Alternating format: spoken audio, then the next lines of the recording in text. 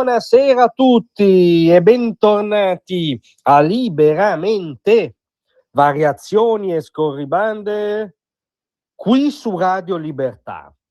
Allora, per capire cos'è davvero la Repubblica Islamica dell'Iran e cos'è questo domino mediorientale che continua ad autoriprodursi in un girone infernale di guerra da cui sembriamo non poter uscire, basta accostare tra loro due notizie, due dichiarazioni della stessa persona che non è un passante nella gerarchia nazi-islamica. Sì, la chiamiamo nazi-islamica perché l'Iran è un totalitarismo teocratico islamista che tra le altre cose ha come obiettivo e ragione fondativa dichiarata la cancellazione dello Stato degli ebrei. Nessuno ormai lo ricorda più, noi ostinatamente lo ricordiamo. In ogni caso, stiamo parlando del portavoce del Ministero degli Esteri della Repubblica Islamica, il signor Esmail Baghaei.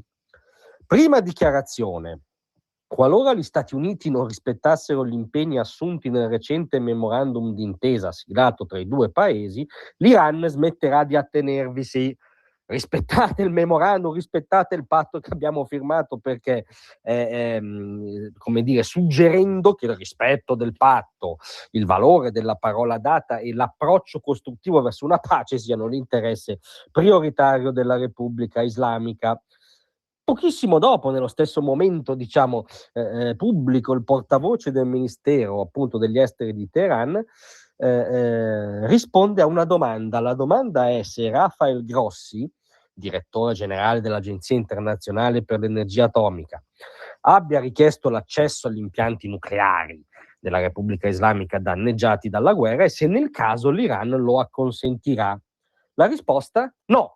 Un monosillabo, come dire, che ha il pregio della chiarezza definitiva, e per cui capite che si urla a gran voce che il grande Satana, come per la retorica nazi-islamica sono gli Stati Uniti, deve rispettare assolutamente il memorandum d'intesa, e poi si dice che non si esclude, proprio perché è un no chiaro e categorico, si esclude la possibilità che venga realizzata quella che per gli Stati Uniti, e lo hanno chiarito ab inizio, è la precondizione indispensabile per una pace duratura, e cioè il fatto che la Repubblica Islamica rinunci al nucleare, rinunci a perseguire il nucleare e accetti di sottoporre il suo programma atomico al controllo internazionale. Capite che queste due dichiarazioni nello stesso momento rendono palese cos'è la Repubblica Islamica, qual è la sua pratica diciamo qualificante, che è la dissimulazione secondo appunto approccio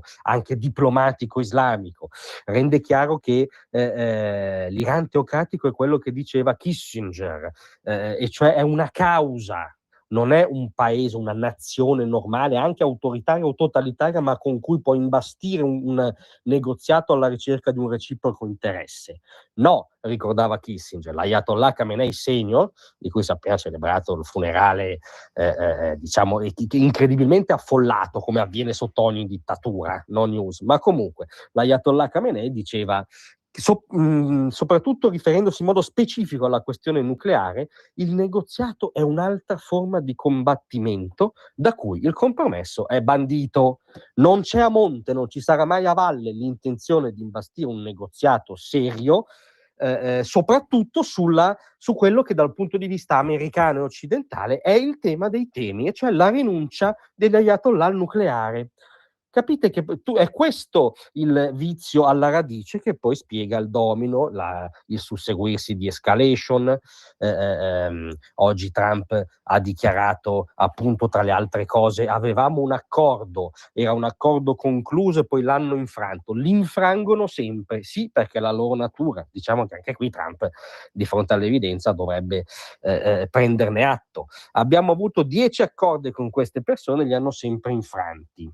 Allora, quando giustamente ci si lamenta dell'inferno mediorientale, anche e soprattutto delle ricadute che ha lo scenario bellico sulla nostra economia, sui nostri consumi, sulle nostre tasche, e diciamo che almeno una volta su 10 si potrebbe non parlare dell'orco Trump con tutti i suoi errori, tra cui non capire la natura di chi ha di fronte, evidentemente, ma accennare anche al lievissimo fatto che la teocrazia totalitaria islamista non contempla il negoziato, o lo contempla solo come dilazione, guadagno di tempo, esplicita presa in giro, come ci ha reso chiaro oggi con 2 risposte contraddittorie il portavoce del ministro degli esteri. Quindi diciamo che i cosiddetti pacifinti rimangono tali finché non ammettono che la causa prima che impedisce la pace è sì la Repubblica Islamica dell'Iran. Grazie a tutti, a domattina. Tra un manifesto e lo specchio